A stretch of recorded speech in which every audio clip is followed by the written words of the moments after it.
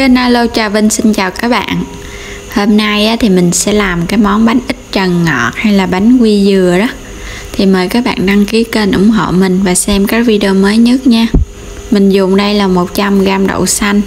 Đậu xanh này thì mình ngâm nước 1 tiếng cho nó nở trước.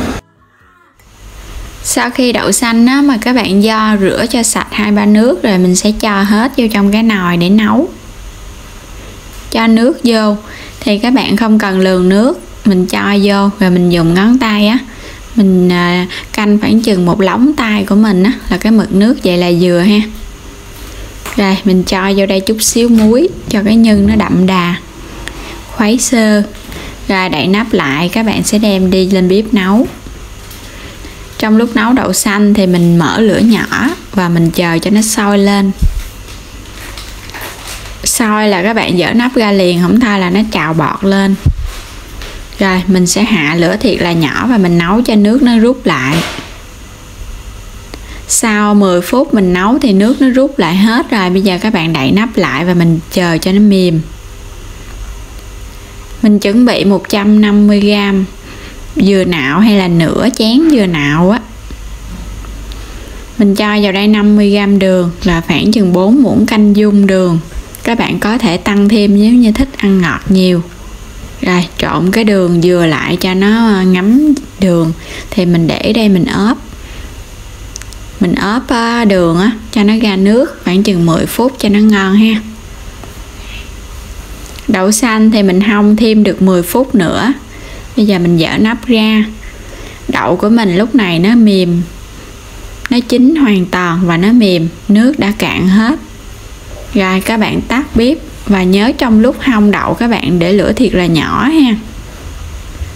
Quay trở lại cái dừa, lúc này nó ra nước rồi nè các bạn, cái đường Bây giờ mình sẽ cho hết vô trong cái chảo để mình sên nhân. Thì mình dùng một phần là dừa, một phần là đậu Cho hết cái phần nhân vô. Sau khi mà mình sên sơ cho dừa nó nóng lên là mình cho nhân vô. Thì cái phần nhân đậu xanh của mình nó vẫn còn nóng. Và lúc này các bạn sẽ khuấy đều và để lửa nhỏ. Mình đảo một hồi thì cái nhân của mình lúc này nó dẻo lại rồi nè. Nó kết hợp với cái dừa và đậu xanh nó sẽ dẻo lại. Rồi sẽ tắt bếp luôn. Quay qua đây thì mình chuẩn bị 200g bột nếp. Bột nếp thì các bạn dùng hiệu nào cũng được hết. 50g bột gạo chưa tới nửa chén. Mình dùng thêm 2 muỗng canh đường nữa. 100ml nước lá dứa. Nước này các bạn xay lá dứa cái mình vắt cái xác bỏ, mình lấy phần nước. Rồi mình dùng thêm tí xíu muối nữa ha. Cho hết 200g bột nếp vô. Thì nếu lường các bạn lường 1,5 chén. 50g bột gạo. Chút xíu muối. Có bột gạo vô cái bánh của mình nó có cái hình dạng đẹp, nó không có bị chảy xệ. Và trộn đều bột đường lại với nhau. Rồi mình sẽ cho vào đây nước sôi ha. Nước vừa sôi luôn mình cho vô liền. Và lúc cho thì các bạn khuấy liên tục cho bột của mình nó lấy trùng. Thì cái mục đích này là làm cho bột của mình nó không bị chảy khi hấp. Và cho bột của mình nó không bị hôi nữa đó. Nếu các bạn thích bánh của mình mềm hơn, có thể luộc một củ khoai lang rồi mình bóp vô trong bột. Là giúp cái bánh nó mềm, để qua sang ngày nó vẫn mềm ngon. Rồi bây giờ mình sẽ chia ra 2 phần. Một phần là mình cho nước bột màu trắng là nước lọc vô mình bóp tiếp. Nước lọc nước nguội bình thường nha. Tại vì hồi nãy mình có dùng nước sôi rồi cho nên bây giờ mình dùng nước nguội. Và các bạn nhồi. Khô thì mình cho thêm tí xíu nước nữa và mình nhồi cho nó mịn lại. Rồi phần bột của mình giờ mịn là để qua một bên. Tiếp tục tới phần bột lá dứa thì mình sẽ cho nước lá dứa vô từ từ. Các bạn đừng có cho liên tục. Cho nhiều quá cái chừng nó bị nhão ha. Mình cho xong rồi mình trộn đều và mình cũng nhồi tương tự màu trắng. Nhồi khi mà bột của mình nó dẻo mịn vậy nè. Vậy là đạt rồi ha. Bột màu trắng cũng vậy luôn, các bạn cũng nhồi cho nó mịn luôn. Rồi hai phần bột mình sẽ để chung với nhau.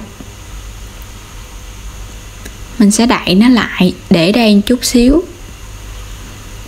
Trong lúc đó thì mình đi dắt nhân. Nhưng sau khi nó nguội á, các bạn vo lại. Thì hôm nay mình sẽ làm 10 cái bánh, cho nên mình sẽ chia ra làm 10 phần nhân. Rồi cái thao bột thì bây giờ quay trở lại mình sẽ vo bánh luôn. Mình sẽ lót ở đây những cái miếng lá chuối nè, cắt ra hình vuông vuông nhỏ nhỏ và thoa vào tay một ít dầu ăn để chống dính cho cái bánh. Cái lá chuối các bạn cũng thoa dầu ăn luôn, một chút nữa mình lấy bánh ra nó không bị dính. Và mình lấy cái phần bột nó sẽ gấp đôi cái lượng nhân. Cái cục bột nó gấp đôi là được à, không cần chia, không cần cân nha. Túm nó lại cho nó sát vô, giống như là mình vo chè trôi nước vậy đó.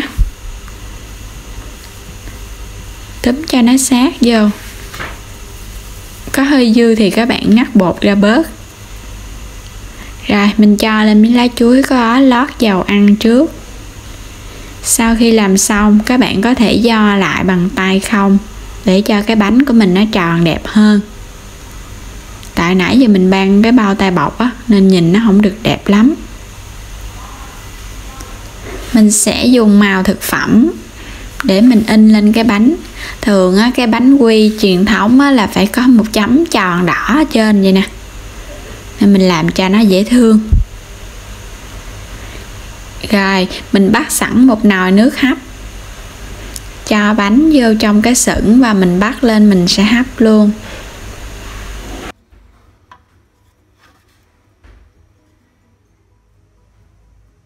Đậy nắp lại và mình sẽ hấp bánh.